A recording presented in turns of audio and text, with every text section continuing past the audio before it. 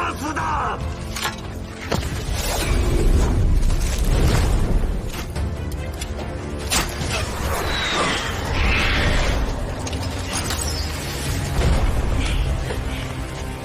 不对，后院出事了。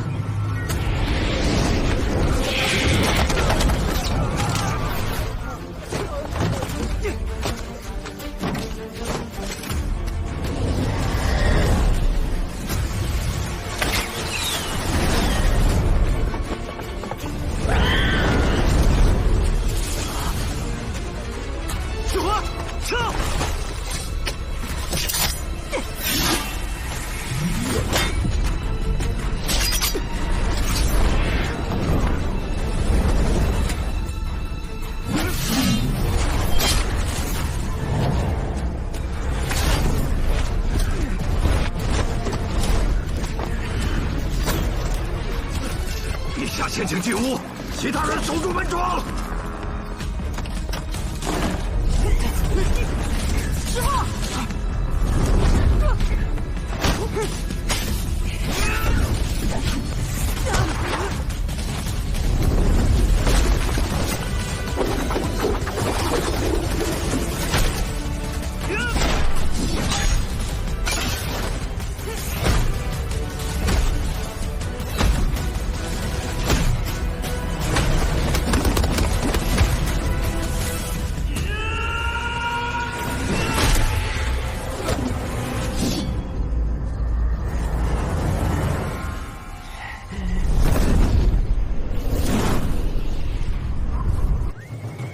先天2年夏，卢凌风、苏无名一行奉命押运康国进贡的金桃回京，即将抵达长安。卢大县尉，歇会儿吧。就算我这身老骨头颠不散，那细菌它也受不了啊，是不是？玉，押运金桃事关重大。 辛苦各位快马加鞭，日暮前赶到长安城。啊，歇会儿不行啊！徒儿，出发。是师傅，唱。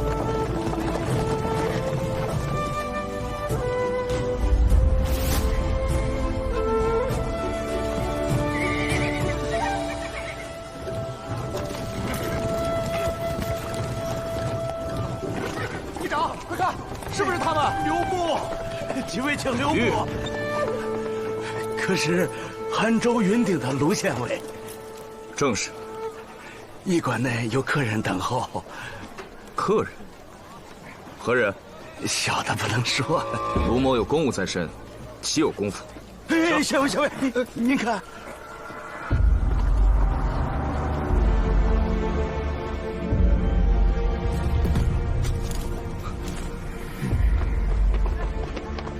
把车交给我们，所有的箱子还进驿馆。 没看我穿了便装吗？不知是您在这儿。等你的贵客可不是我，赶紧来后院。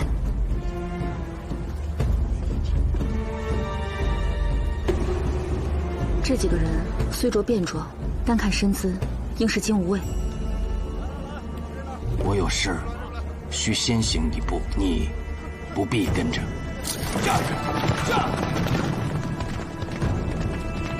烽火照西京，心中自不平。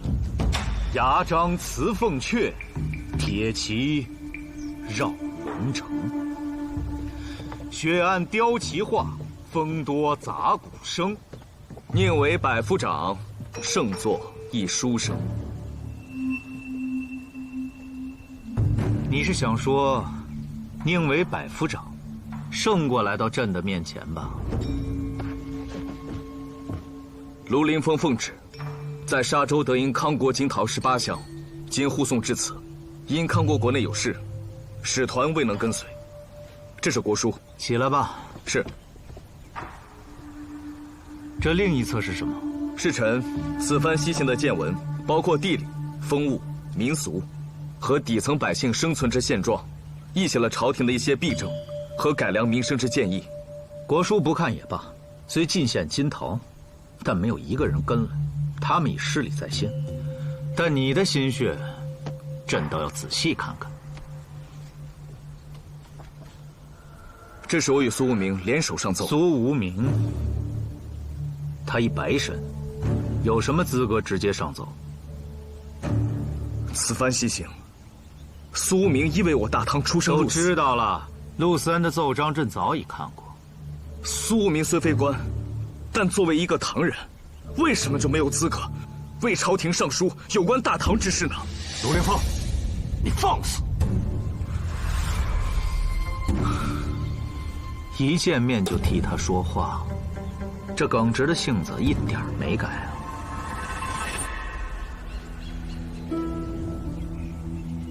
崔相怎么还没到？按理应该到了。不会是岑挚的消息又出错了吧？公主息怒，想是路上有事耽搁了。天色已然不早，公主不如先回城。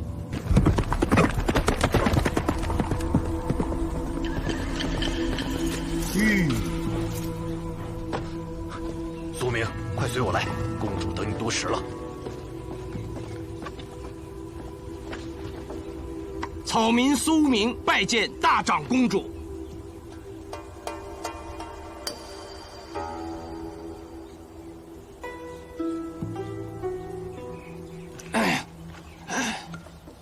将近1年未见，公主更加风采照人了。少啰嗦，罗凌风啊！啊，回禀公主，护送康谷贡品，卢县尉极为用心。因这一路上过于颠簸，担心金桃受损，故走得慢了些。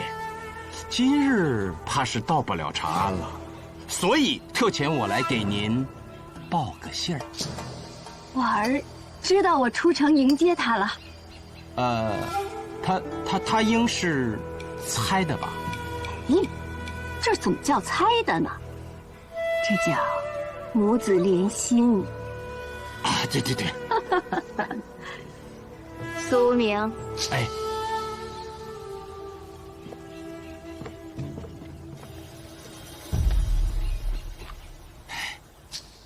见过崔相。苏无名回来了，他还活着？是我大意了，竟让他活到了今天。未来宰相之位，我能不能坐稳？怕是有人要跟我争了。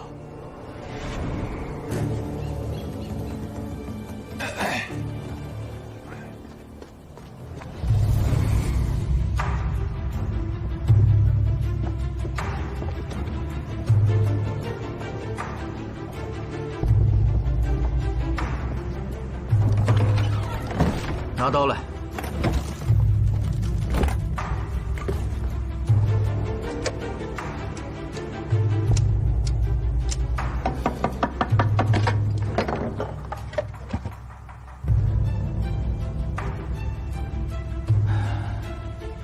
金桃，果然名不虚传。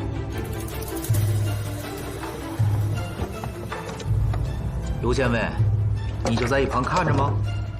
此处只有你我半价，这么多金桃，你是想累到陛下呀？这么说，此次西行，婉儿安然无恙，且得到了许多历练。是，虽有惊，但无险。卢县尉不仅毫发无损，心胸还更宽广了呢。公主，急报！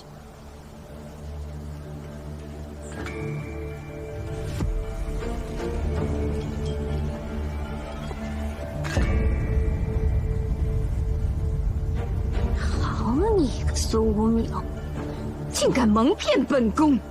没有啊，刚才所禀句句属实。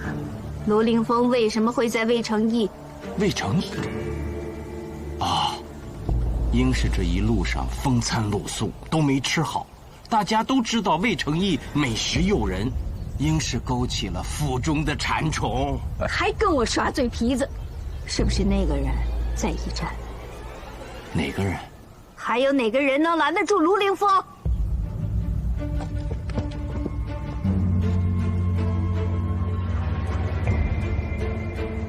等等，陛下，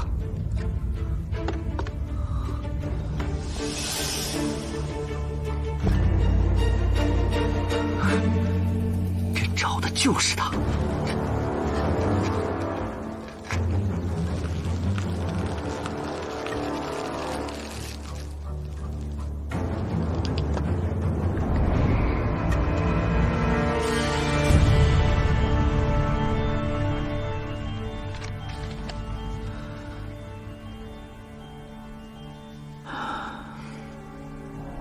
这个是天后使西域的一些王国和部落结成联盟，不时地阻塞丝路，断绝东西贸易。然我大唐困于内斗，无暇征讨。朕在东宫时夙夜忧叹，便与大将军定谋，派遣精干潜伏于康谷，探听西域各国动向，向长安反馈情报，并最终绘出此西域万里图，以了解各国王庭所在，保护边境安宁及丝路畅通。奈何西域战乱不断，且一些人敌视大唐，此图几次传送都以失败告终。直至有了明确的消息，康国会恢复向我大唐进贡，才定计将其植入生长中的金桃。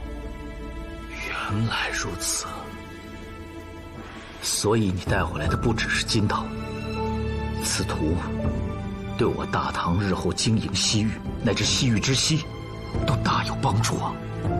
陛下身在长安，却早已布局四海，心怀天下，且深谋远虑。陆凌风，敬佩不已。那你是愿意留在朕的身边，还是急着回云顶做你的县尉啊？陛下让你押送金桃，可是力排众议，为什么让你回长安？难道你看不出？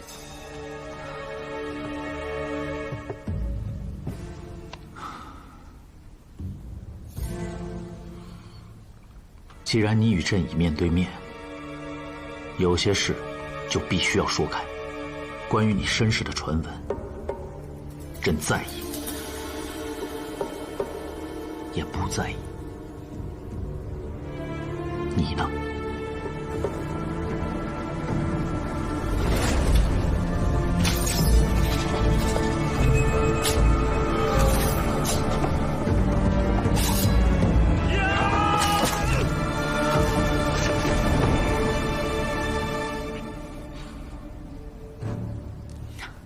等你想好了再说吧。许久未见，当痛饮。来福，备酒。是。卢凌风不是即将入京？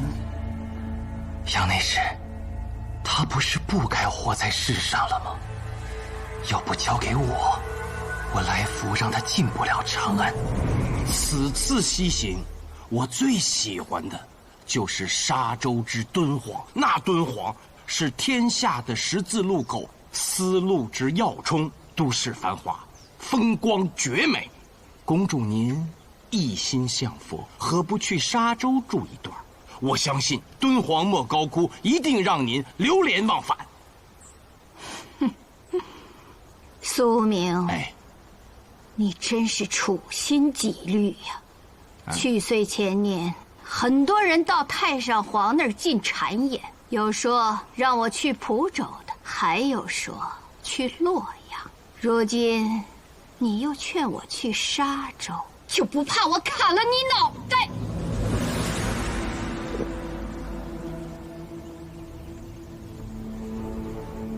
我姓李，比起天后，更适合做这个王朝的女皇。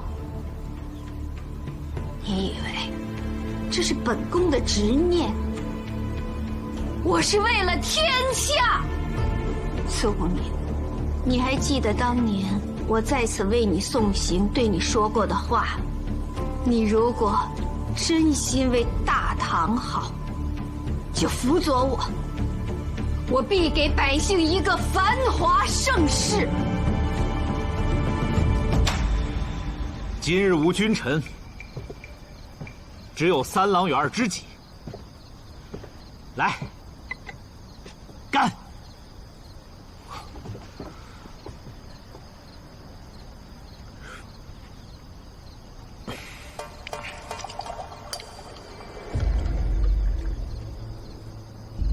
陆凌风，既是知己，当无话不谈。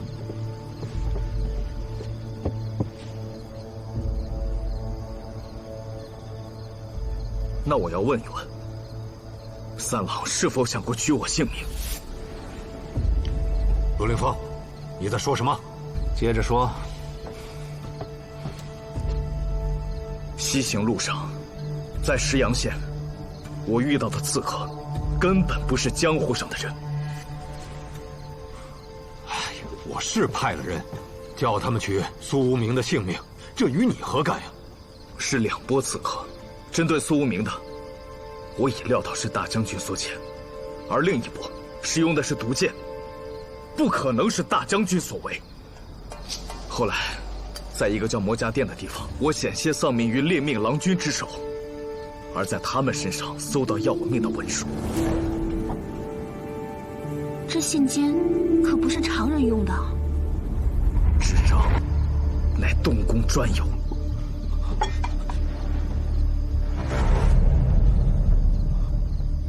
来福，啊，在，去洗几个金桃。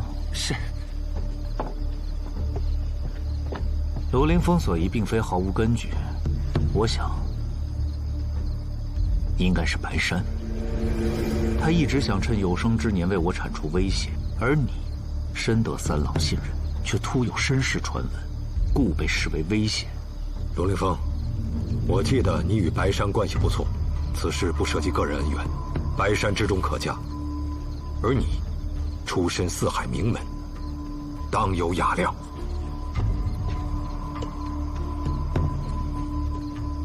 若此刻能敬白少卿一杯，我便更高看你一眼。可他不在这里。2个月前，他已驾鹤西去。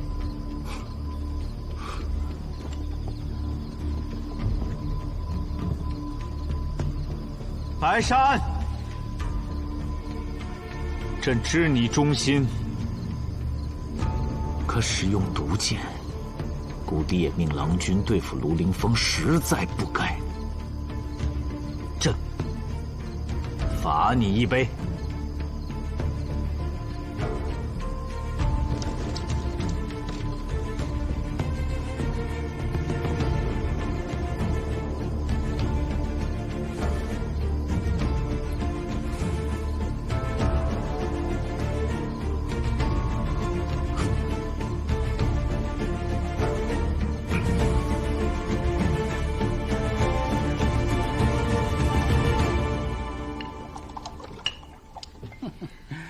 毕竟是长安呐，哈哈，尚未进城便有如此美味，哈哈哈哈！我老费啊，我要吟诗一首，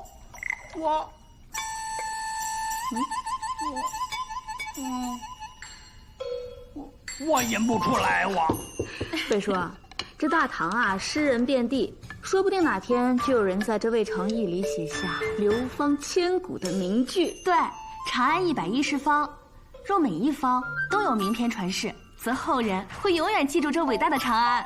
香姐和樱桃姐姐说的真好，我薛环虽不会作诗，但听得我心潮澎湃。我敬你们一杯。来，这康国的金桃，乃世上最甘甜之物。这年少时，在公主府吃到过半颗，那奇妙的味道，至今记忆犹新。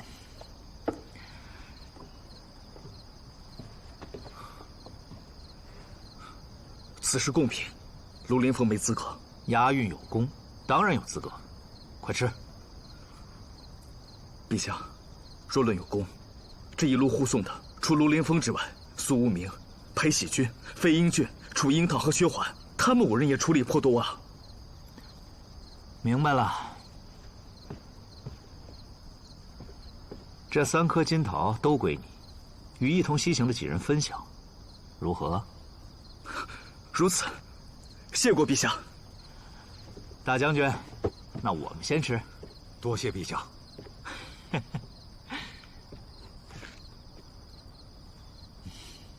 还是这个味道，果然是水果之王。陆童，有幸了。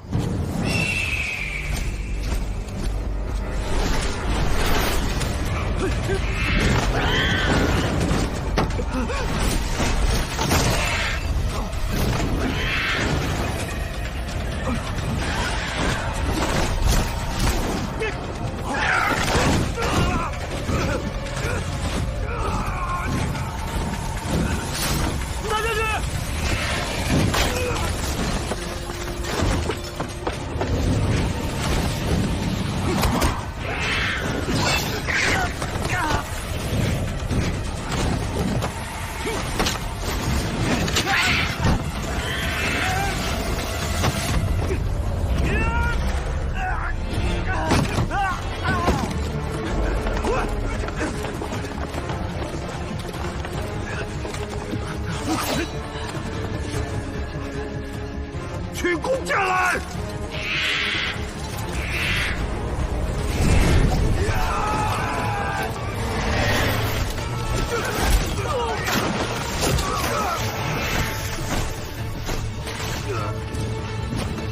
拿刀来！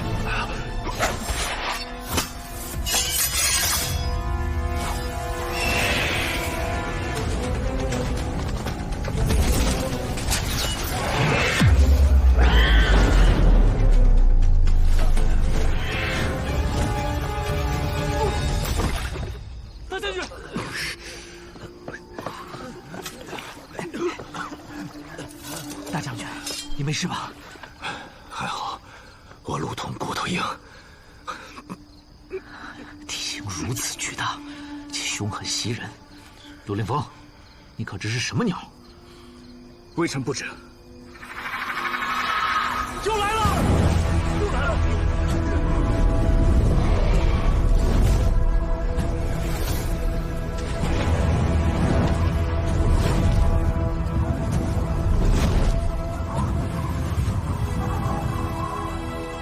不是那只，这只更大。呼叫！是。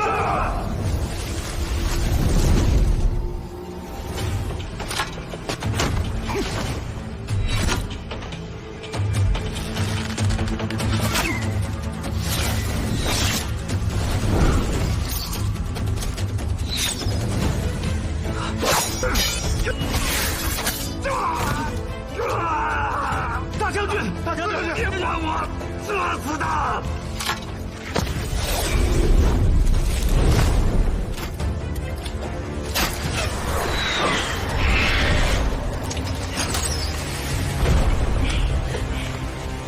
不对，后院出事了。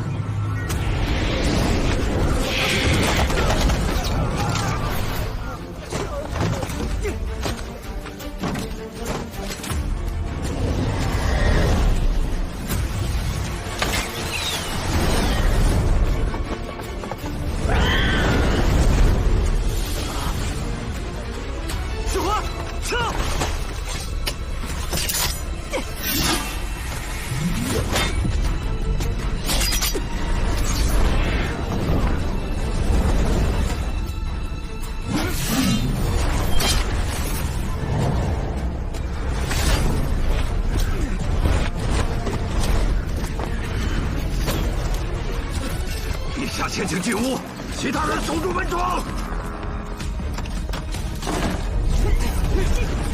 师傅！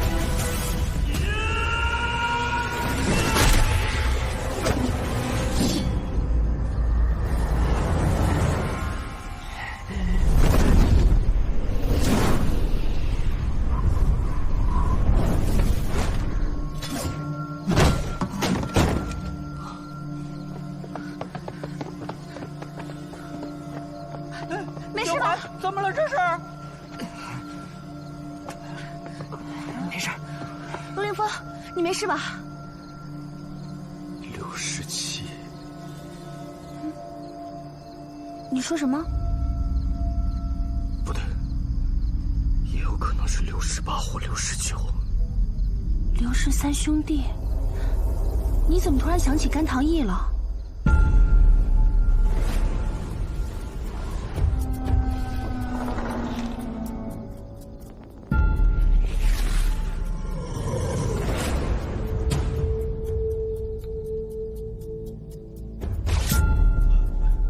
飞鹰君，听说你是药王的弟子，若能保住大将军的眼睛，要什么官儿，这都给你。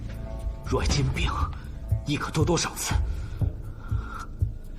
官儿，老费所欲也；金饼，亦我所欲也。虽二者兼得，也保不住那只眼睛啊！哎，别碰！大将军，再坚持一下。来福在，御医何时能到？已经派马去请了。到了也没用，就算是老恩师尚在世间，也保不住那只眼睛。如果陛下允许我现在施救，可保陆童性命无忧；若是晚了，那命恐怕也……陆凌风，陛下，我该不该信他？他确实是神医，此番在云顶，昔日在洛阳。不想听，该不该信他？费英俊的医术，陆凌风深信不疑。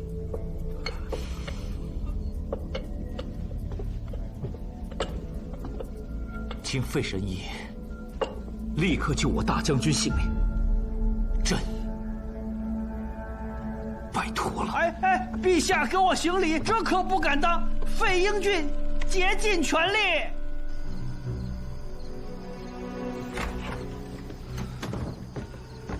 陆凌风，陆童伤势如何？性命无忧，一只眼睛恐怕保不住了。第二只凶禽是人扮的，却有着甘棠义刘氏兄弟的脸。没错，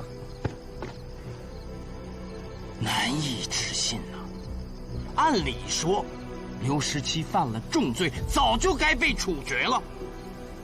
更何况这刘17、刘18两个兄弟都不会武啊。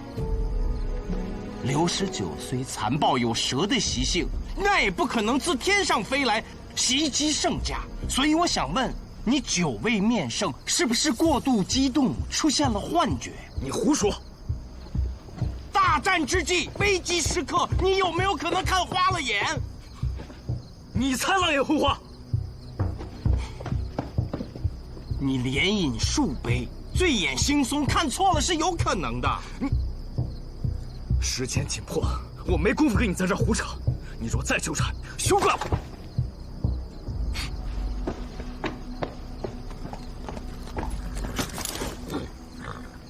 既然卢县尉这么肯定，甘棠就让苏某去吧。是我幻觉了，看花了，喝多了，看错了。当亲自前往以辨真伪，哪敢劳烦你苏明啊？你怎么知道我要去甘棠县？圣驾尚在未成役，大将军又身负重伤，你走了，那凶禽再飞回来怎么办？我已经叮嘱过金无畏，金无畏要是能打得过那凶禽，陆统怎么会丢掉一只眼睛？我苏明白衣之身留在此毫无用处，正好替你去甘棠跑跑腿儿，你留下护驾，继而探查凶禽的线索，此为上策。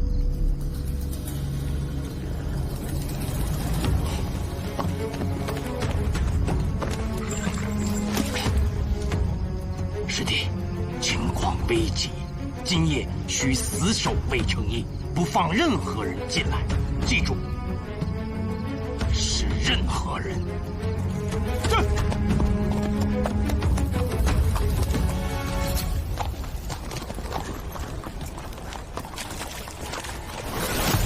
站住！不得靠近！我乃中武将军李凤，听闻驿馆有变，特来护驾，把门打开。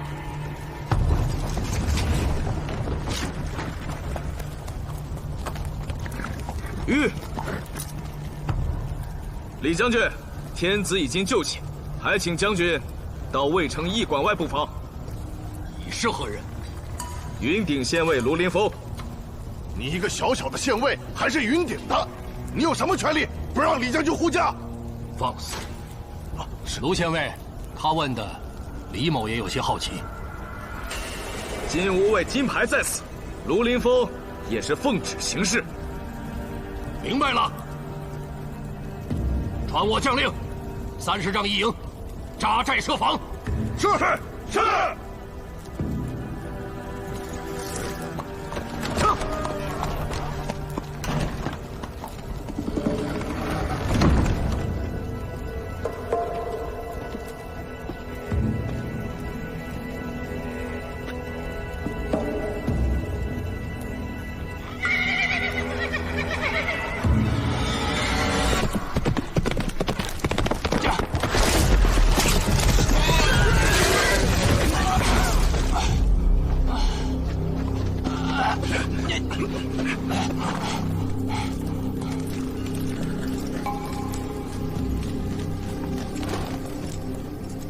魏成义来的啊，报上名来。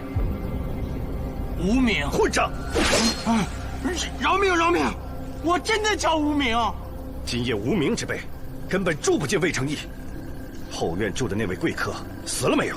啊？你又要去给谁送信？如实招来，否则取而狗命。不说。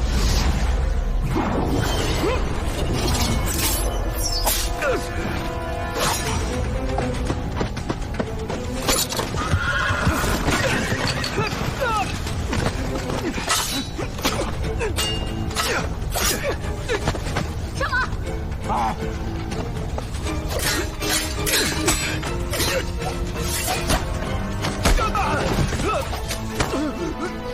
走！要走一起走啊！你往后坐一点。啊！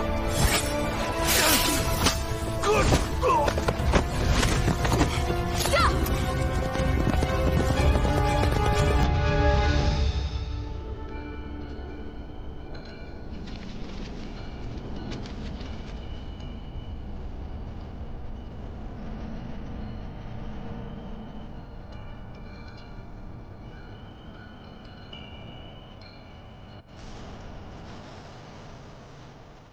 没得手，他们看见我了，那你还敢回来？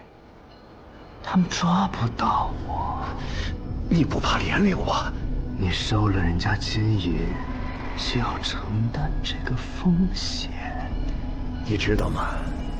你这脸不阴不阳的，真让人讨厌。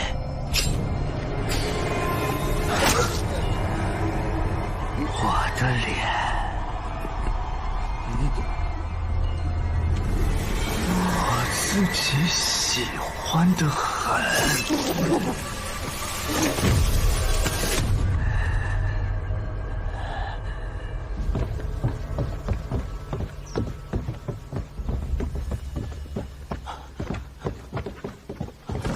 雍州长史杜明，司法参军武文斌拜见陛下。之前，雍州府可有凶禽伤人？没有，陛下，在我雍州地界受此惊吓，杜明有罪，请陛下责罚。长安从未有此凶禽伤人，想必来自外域，躲藏于附近深山。这件事就交给雍州府查探吧，当尽快捕到凶禽，不能让他伤及百姓。是，待臣护驾回京之后，即可查办。护驾就不用你了，李将军，臣在。陆童重伤，不能骑马，只能坐车。车已备好。还有那康国进贡的金桃，亦备好专门的车辆。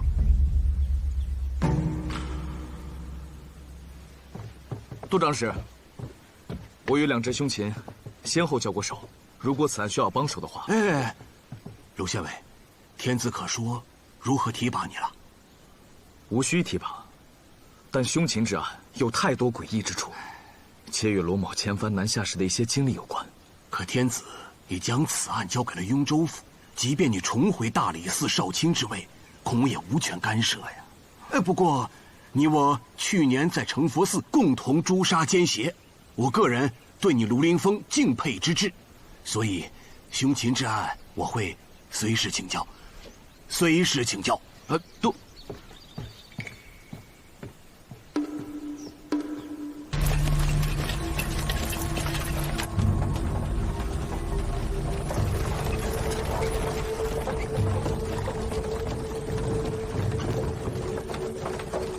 将军文武双全，身经百战。朕好奇的是，按出身和军功，离将军不该是现在这个职位啊。回陛下，只因前几年得罪了大长公主。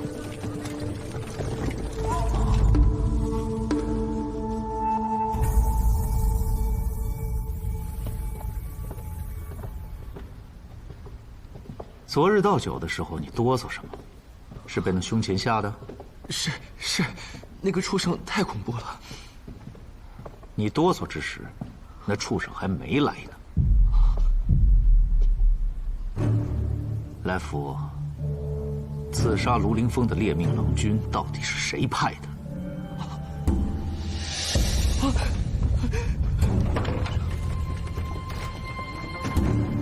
杨内侍，你怎么跪在这里？陛下此番带来福出宫，却遭遇危险。他作为卑职的属下，没有保护好陛下，小的亦有大罪。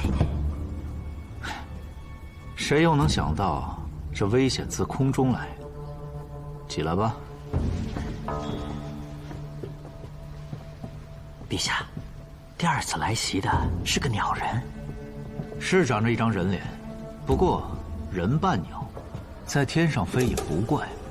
当年天后网罗的那些包括沙司在内的妖异之士无所不能，会捉鱼的机械水獭，可以献酒的牧师女，更有人造了飞行之器，隔着天津桥从洛水的那头飞到这头。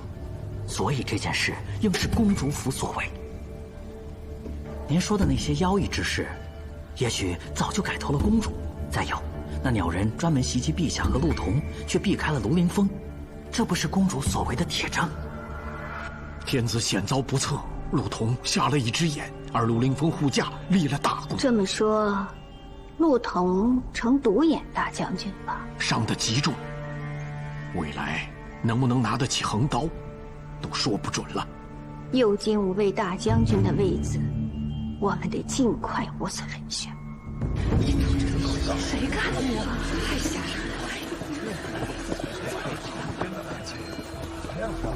吴参军，死者是这家纸扎店的老板，被利器从胸口插入，一击毙命，这便是凶器。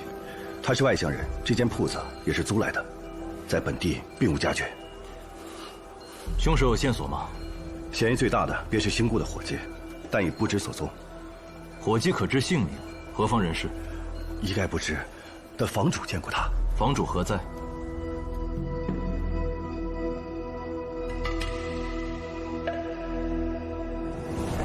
这是我新雇的伙计，哎，见过房东。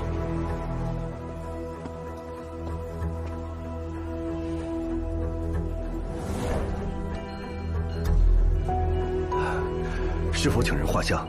全程缉拿，还请吴参军定夺。不必，尚不能确定此伙计就是凶手。画了像，必会打草惊蛇。哎，是。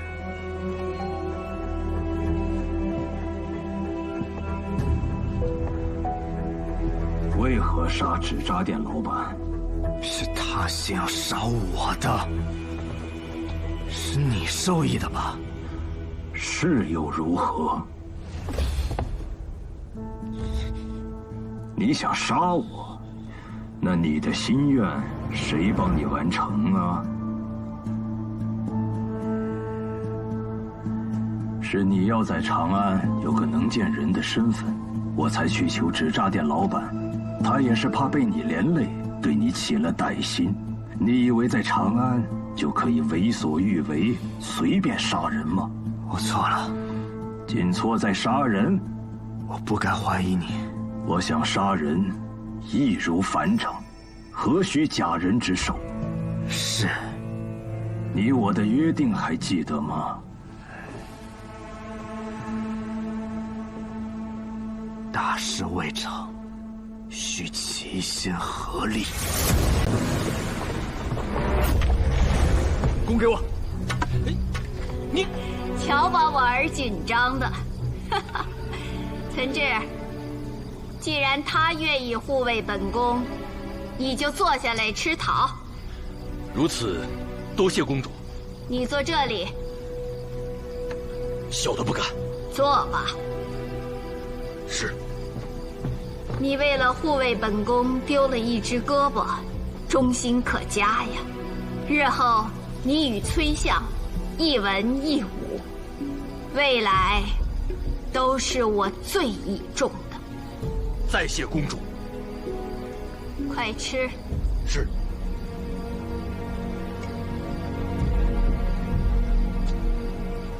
继儿，你上来。你真的不肯吃桃？那怪鸟凶猛，还请公主少吃。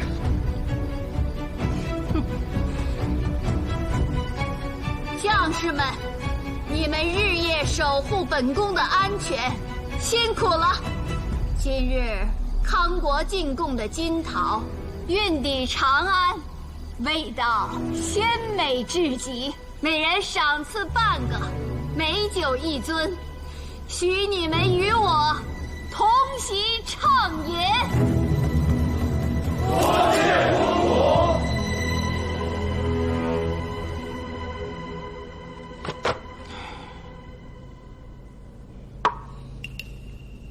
公主府那边还没有消息，我想应是卢凌风报信及时，公主没敢吃金桃。危急关头，卢凌风只惦记着公主，此人不可重用啊。我现在更担心姑姑，她很喜欢吃桃，特别是康国的金桃。以她的性子，卢凌风恐怕劝不住她。多谢公主赐赐。啊，这金桃入口，唇齿留香。崔某何其幸也，竟然能尝到这天下最珍贵的水果，这味道，崔某能记一辈子。再谢公主，先行告退了。岑志，你也下去吧。是。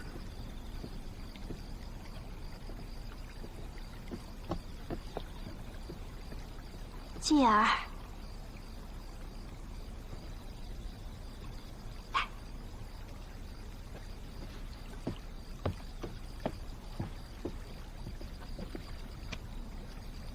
放心吧，什么凶禽、恶鸟，不会到为娘的府上。那人吃了桃子，就遭到凶禽的袭击，那是他无福。不配享有这伟大的帝国。现如今，只有为娘我能带领大唐走向辉煌。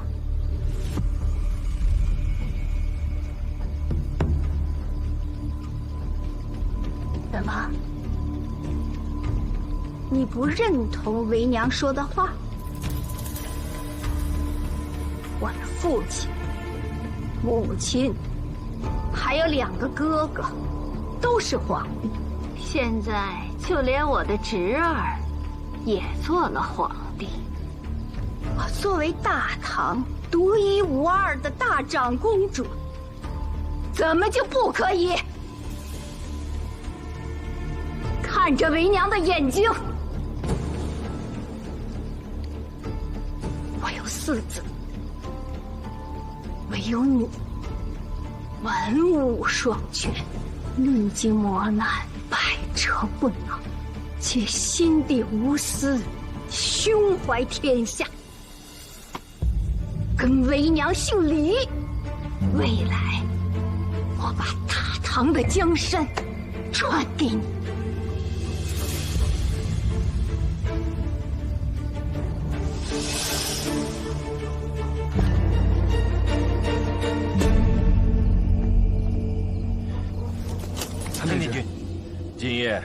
没人离开公主府吧？没有。很好，备马。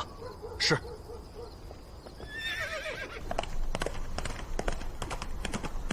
就。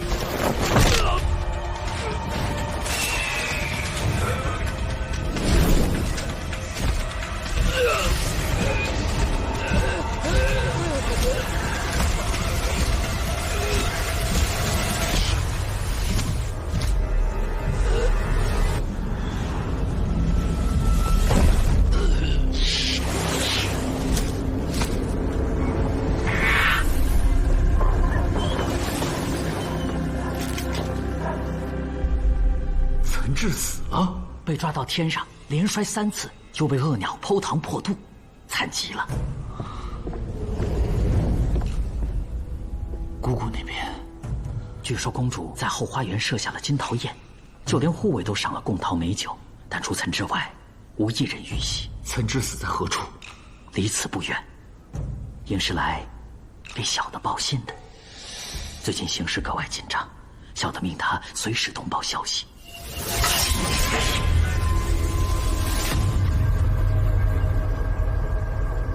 杀了我吧，我将名垂千古。会有人说我是大唐第1忠宦，而你的家眷16口都在我手上。小儿子有4个月了，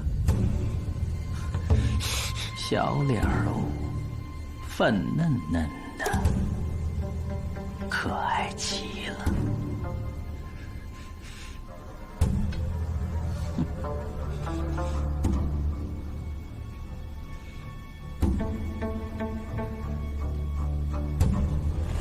我本就怀疑这恶鸟与公主有关，现在被证实了。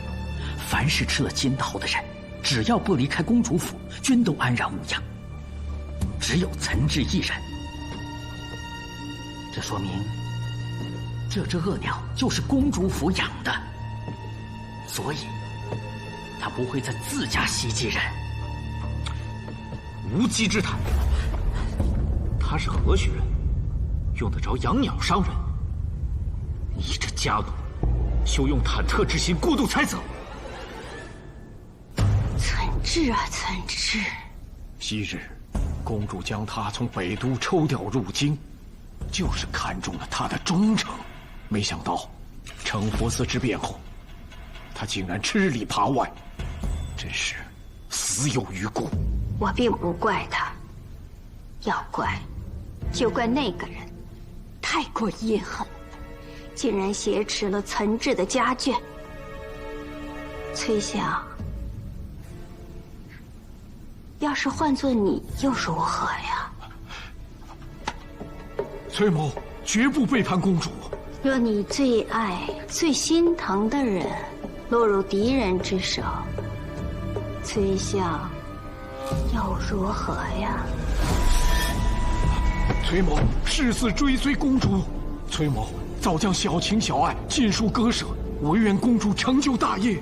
崔某想早日看到，在新一代女皇的治下，那个更为强盛的大唐。若真有那一日，我定不辜负。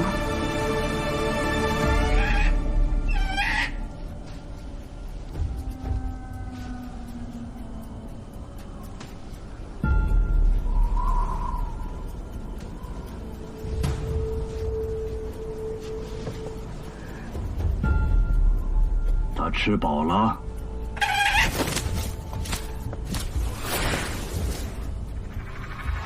饿得太久，他今天高兴极了。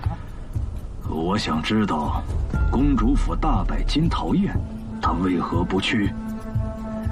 有些地方你要不愿意去，翅膀长在他身上，我有什么办法？你有事瞒我？没有。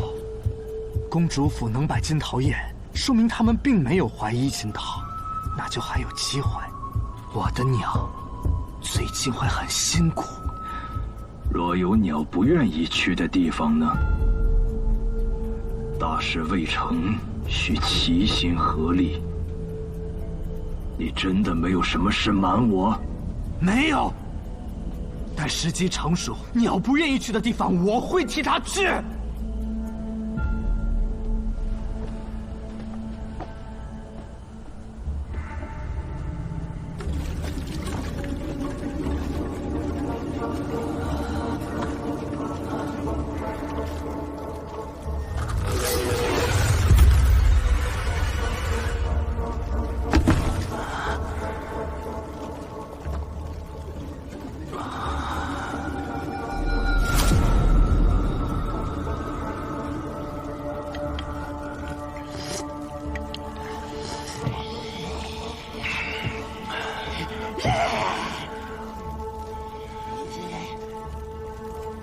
不想绝食了，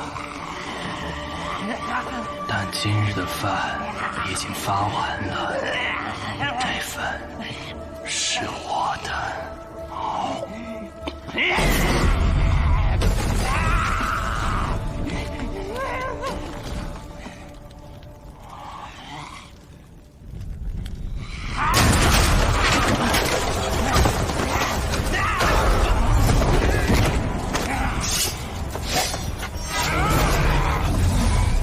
大胆野人，竟敢袭击苏先生！樱桃，不要伤他！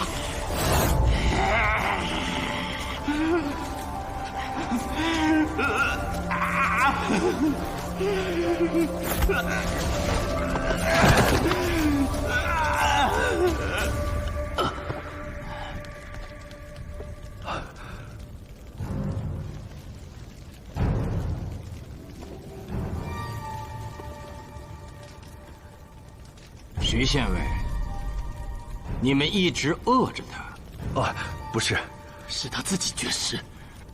绝食？自打去年秋后刘十七被行刑，他就发疯发狂，已经咬伤多名狱卒，只能给他加了个笼子，他这才老实些。刘十八则一心改过，人也机灵勤快，就让他给其他的犯人送饭。半个月前，刘十八突然向我禀报，说这个刘十九绝食了。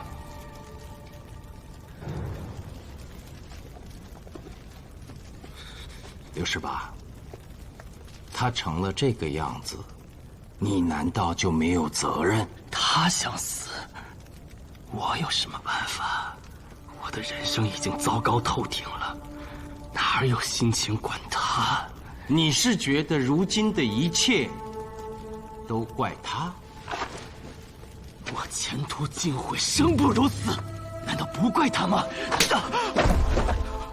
他发疯发狂，是因为失去了同胞同生的亲兄长，这是作为一个人最基本的情感。而你，是他在这世上最后的亲人，同住一个牢房，你关心过他吗？你的冷漠，就是一把冰冷的刀。你在一刀一刀地杀死你的亲弟弟，你很委屈，觉得我冤枉你了？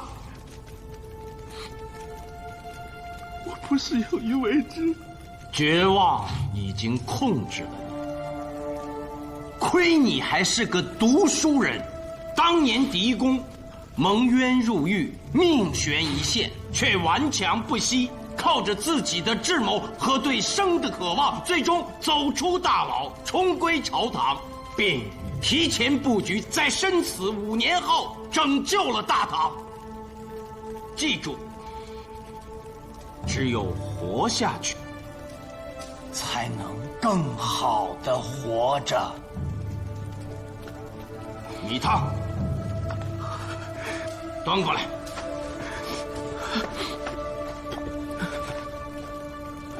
走近点，重复我刚才跟你说的最后一句话，那不是一句废话。只有活下去，才能更好的活着。大点声，让你弟弟能听见。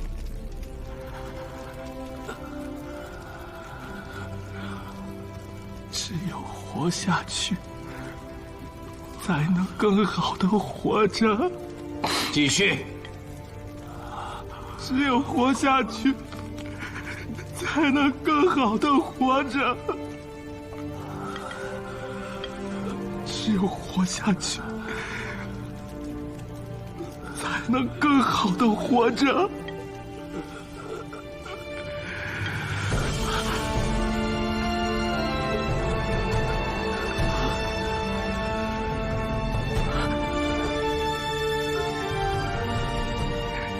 只有活下去，才能更好的活着。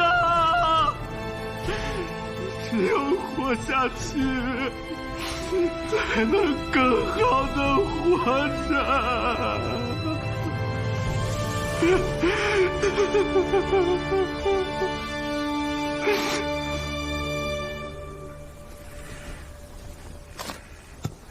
死刑犯砍头后还被装进棺材下葬，这是甘棠县的新举措。没错，我到任之初，总想开些新风。这刘17便是第一个。给每位亡者应有的体面，这是一项好举措。徐县尉，请受苏明一拜。诸位，谁愿意与苏某一起合力开棺？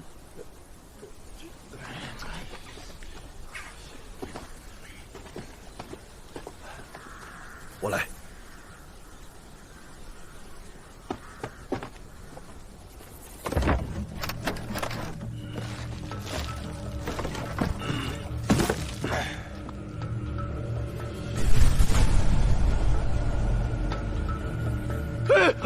这个见了鬼了，脑袋呢？这得问你呀，到底怎么回事？我当时刽子手砍下刘17的头颅后，我亲手将这与身体拼到一起，装进这棺材的。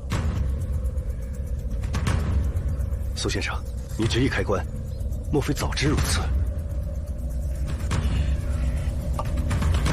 齐掌贵姓？免贵姓马。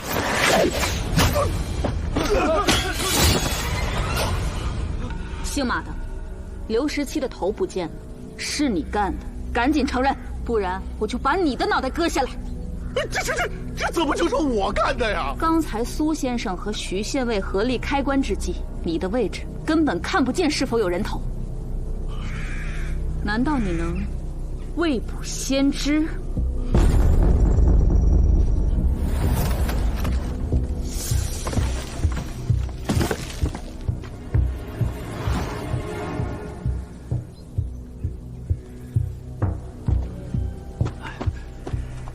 真是你干的！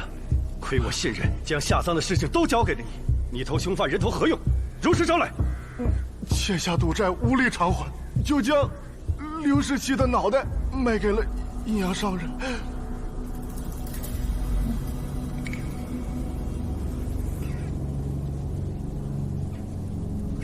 阴阳商人。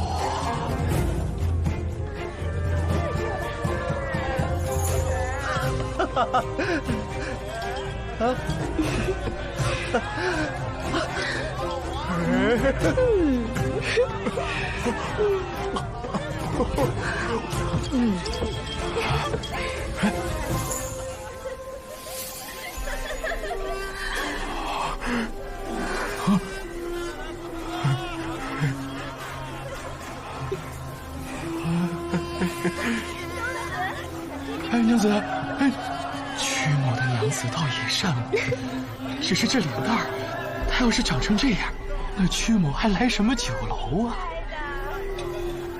把这张脸带回去，换一位娘子可好啊？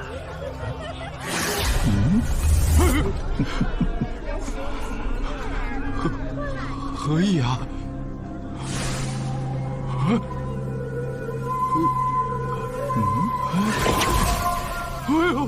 就是这个意思。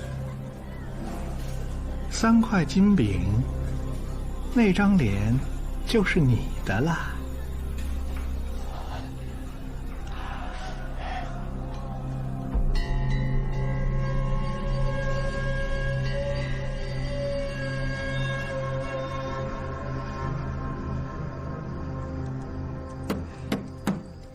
谁啊？我今晚没约人啊。来了，哪位郎君啊？也不提前约人家。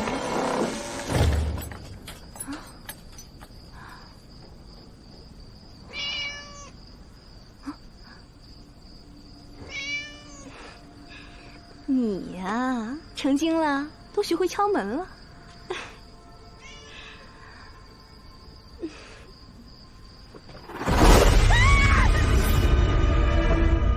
最近京师有民宴，传当今天子并非太上皇的嫡长子，接不住大唐的江山。是你派人散布的？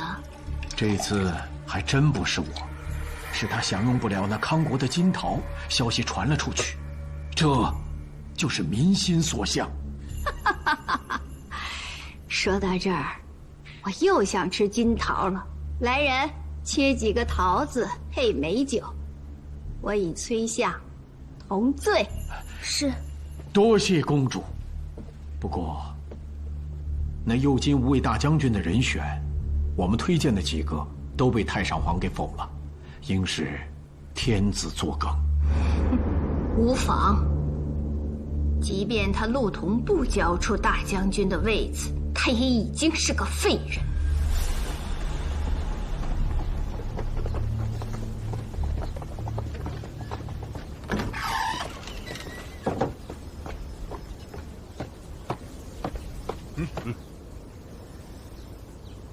大将军，陆同何德何能？承蒙陛下亲自探望。你我之间就不必说这些了，快起来。你的伤好多了，陛下请坐。陛下来得正好，臣有事禀请。哦，讲。臣一参，右金吾卫大将军之职，恐难胜任。思来想去，唯有卢凌风可担此重任。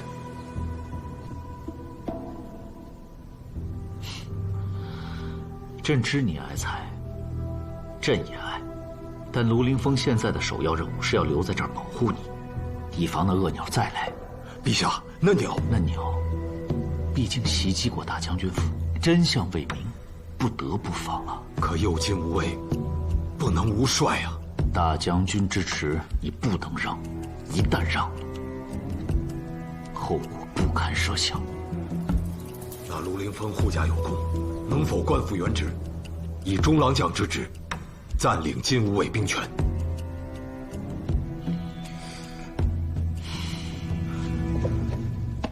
臣一时真的不能带兵了。那倒无妨，可由中武将军李凤暂代兵权，直至你痊愈之时。大将军，请好好养伤，李凤定不会辜负天子厚望。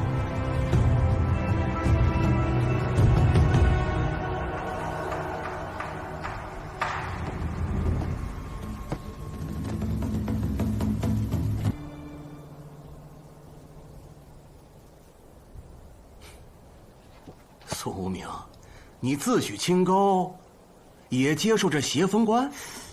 你这话我就不爱听了。我这个博士连个正经八百的官都不算，何来邪风之说？不算官？当然不算。这不是公主急着要破案，令我来监督你们雍州府，给个名头而已。哦，既是这样，那雍州府便没俸禄啊。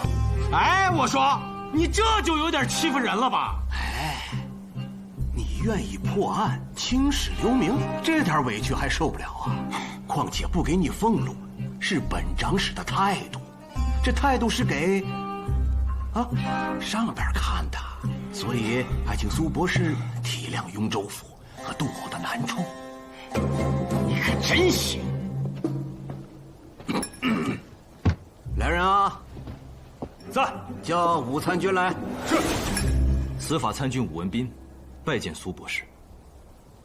武文斌，苏无名是狄公弟子，曾探破过参天楼、成佛寺等诡案，你可曾听过呀？那是自然。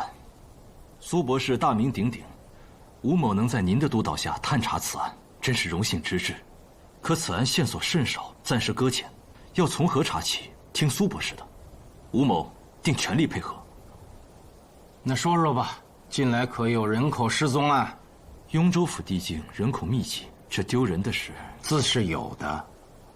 那我问你，有没有把人脸剥掉的？还真有，昨天刚向杜长史禀报过。快，带我去验尸。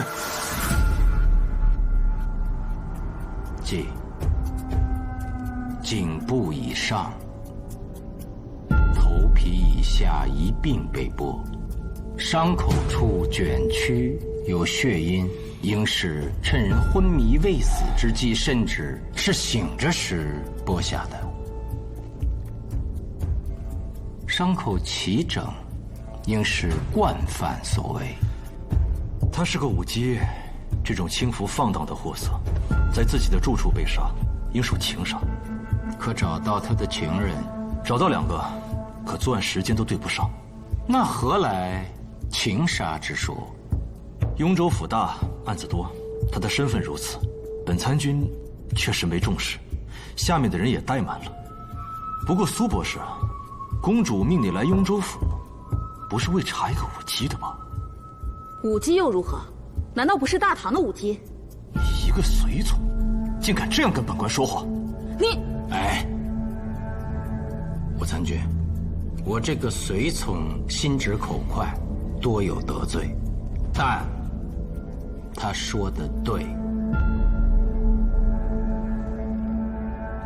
带我去死者的住处看看。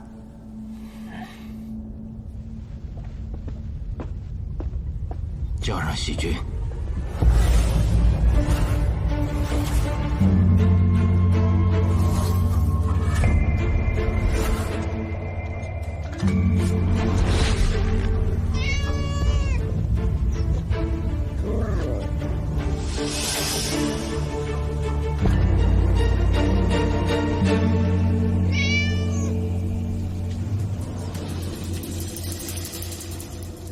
苏明，这里虽属平康坊，可算是偏僻所在，院内有什么动静，外面也不易察觉。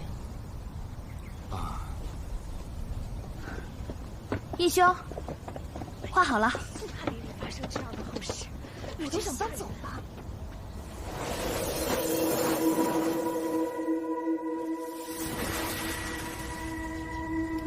我一梅画的像吗？像，太像了，简直是一模一样。眉眼最会勾人了，我都不敢让我家男人多看他一眼。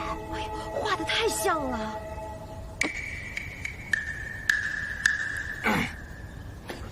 有劳一梅了。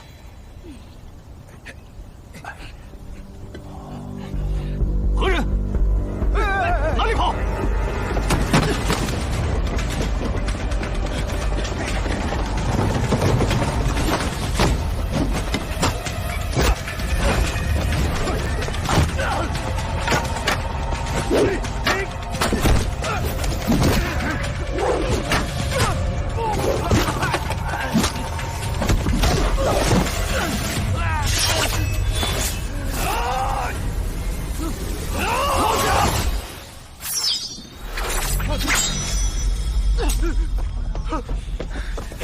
你跟他们3个是一伙的？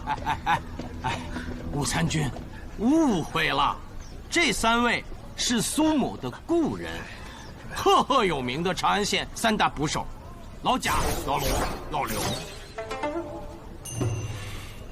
赫赫有名，我怎么没听说过？没听说过？不能吧？哦，我知道了，那是因为你才来雍州府不久，所以才。这3位在长安红茶案、参天楼大案、成佛寺魔王托壁案上，都立了大功。既然是官家，为何如此鬼鬼祟祟？可说呢，你们仨这是什么情况？听说苏少卿回了长安，我等特来探望。可此方非长安县所辖，故而穿了便装。苏少卿得罪过不少权贵，也不得不防啊。是啊，是啊，你看，真的是误会了。哎，你们仨，这位是雍州府司法参军武文斌，还不见过上官。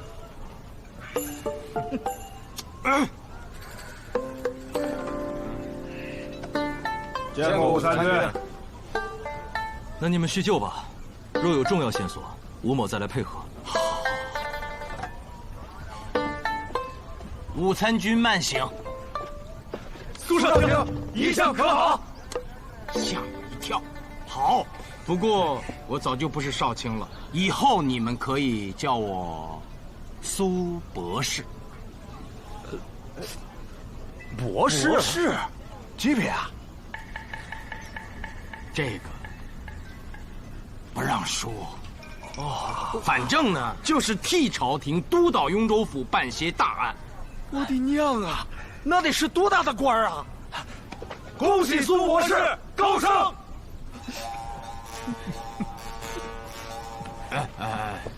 同喜，同喜。此女美艳，即便是在长安有这样一张脸，也算是极为出众了，对吧？帮我找到她。放心吧，苏博士，身为大唐的捕手，保护长安城，我3人赴汤蹈火，万死不辞。有贾罗刘3位壮士，是长安之幸，百姓之福，请受我等一拜。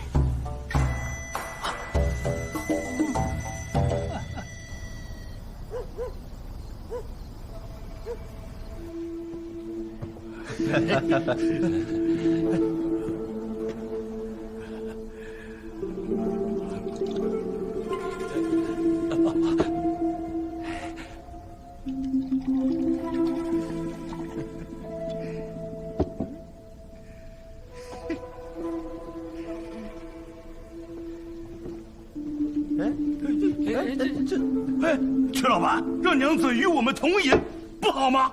是啊，这实不相瞒，与诸位聊生意聊了这么久，一直都没有进展，娘子忧心，所以没有这个兴致啊。生意好说呀，今日曲老板诚心请客，哎，这就定了吧？我也可定否？可定，可定，定。那曲某敬3位老板一杯。来。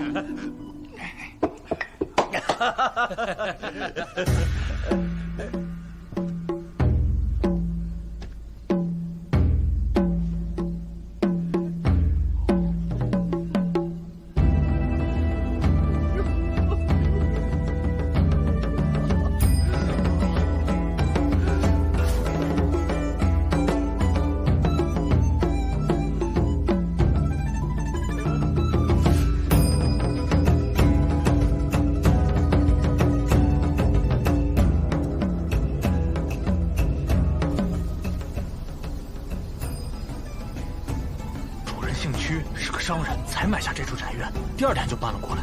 他原本住在敦义坊，因嫌弃娘子丑陋，从来不准见人。可搬过来之后，天天在家宴客，都是娘子待客敬酒。见过的邻居啊，都夸娘子美貌，听说还能歌善舞，长得就像那画上之人。查得这么细，1年不见，3位更神通广大了。过奖，不是我们神通，是暗探厉害。暗探，当捕手的没几个暗探相助，怎么捕贼吉凶啊？哦，我明白了。今天你们找到我，也是暗探给的消息啊？两人。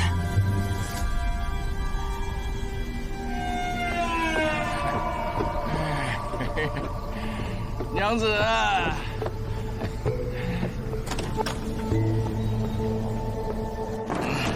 娘子，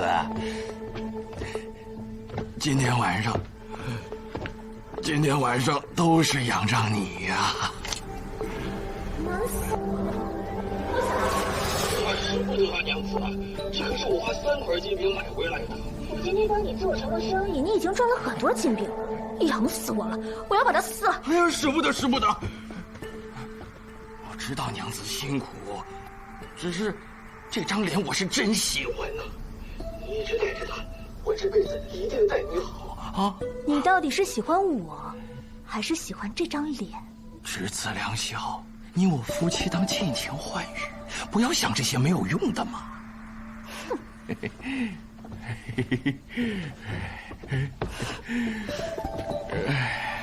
娘子。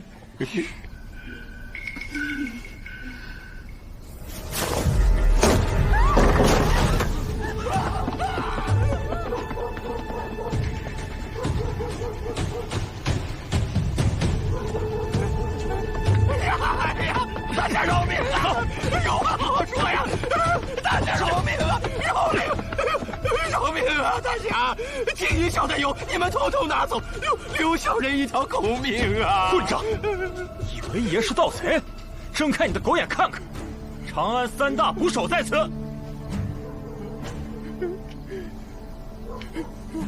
作奸犯科，今日拿你是人赃并获。看，这位是苏博士，管着整个雍州府的大官，有先斩后奏之权。不想死，给我老老实实招供。我招，上官，小人何错之有啊？里面的人已经招了，那张脸就是他给娘子换上的。那张脸的主人是平康坊的武姬，你杀人剥脸，如此残忍，该当何罪？小人冤枉，小人冤枉！这张脸是小人花3块金饼买回来的，向何人所买？哎呀，不知其姓名，可见其相貌。见过。封锁消息，把这个姓屈的押送雍州院。是，不是上官？小人什么都不知道啊！小人冤枉了。速请喜君画像。上官，我可是长安城乃至大唐最好的阴阳商人。怎么样？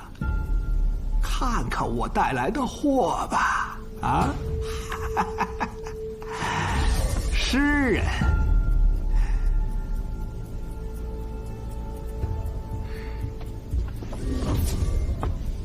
行商，将军，选一个吧。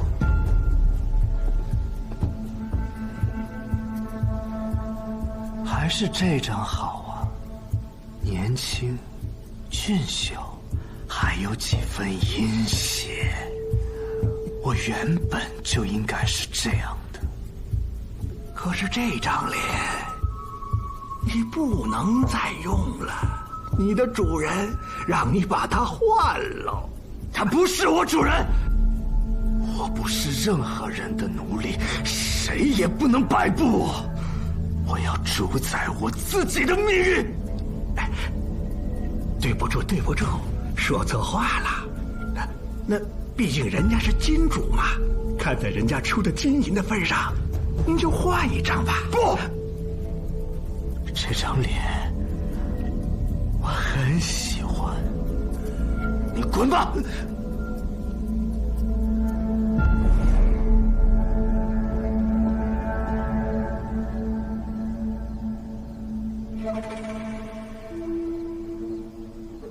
此人拥有多张面孔，可随时变换出女人的脸，但多以这张为主。哎，路过来看看，见过这个人吗？没有，从未见过。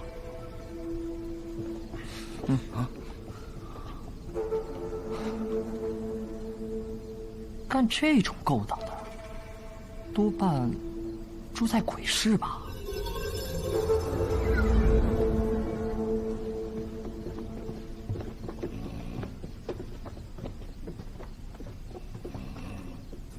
老费，费老神医。是想看病。你都这样了，谁找你看病？来，帮我看看，这个人你认识吗？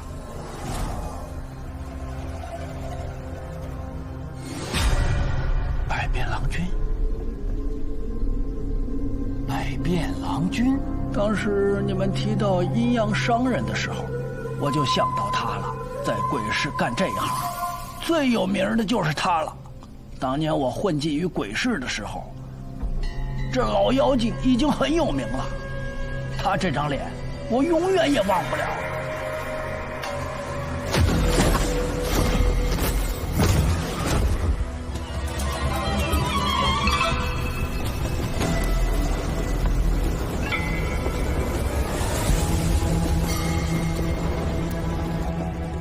苏博士，一会儿到了鬼市，可别被吓着了。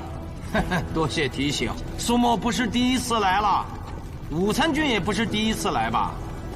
那是，在长安做司法参军，这鬼市，时不时就得走一走。百变郎君的住处就在鬼市阴山背后的土地庙旁。摊子说，他这几天都没离开过鬼市，所以今夜当有收获。哎呀，武参军，你连夜就查得这么清楚，真是雷霆手段，苏某佩服。苏博士，哎，吴某不太明白，这阴阳商人和天子魏承义遇袭一案有关联吗？有无关联，现在还不好说，真不好说。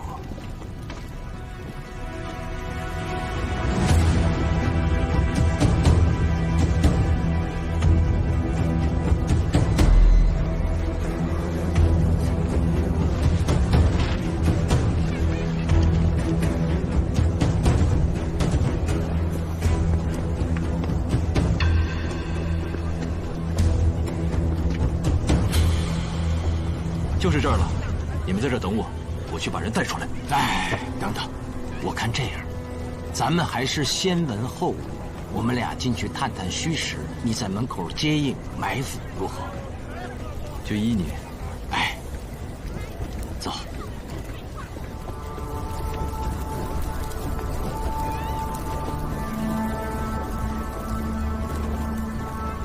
主人可在否？在下是来做生意的，就直入内室了啊！把脸遮住。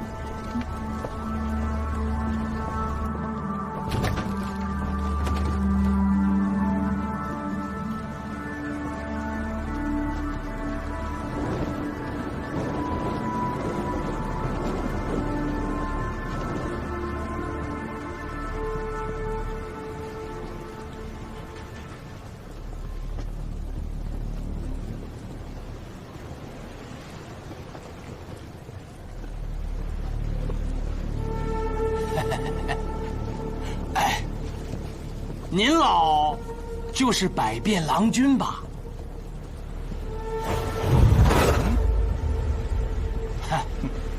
是这样，这个是我大侄女儿，原本面容姣好，可不幸遭遇了火灾，就烧成这样，嫁人都嫁不出去。这不，来找您老相助。可知价格呀？知道。3块金饼，都备好了。那就选吧。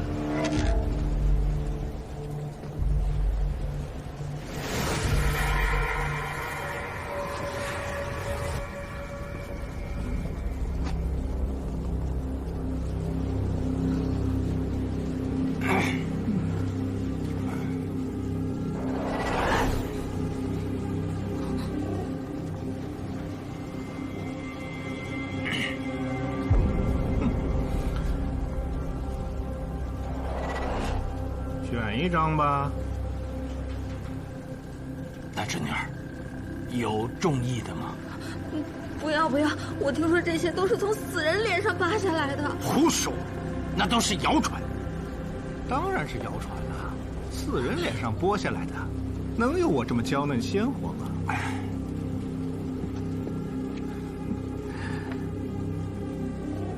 之所以是要3块金饼，是因为要活剥人皮，得之不易呀。畜生！那些女孩年纪轻轻就被你……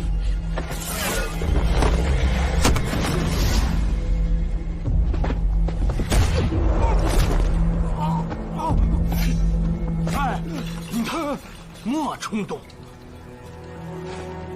北边郎君，我问你，你有没有卖过这张面皮？这经手的太多，实在是想不起来了。想不起来，我砸死你！樱桃，我看还是先将其带回宫下详审吧。武参军说的有理。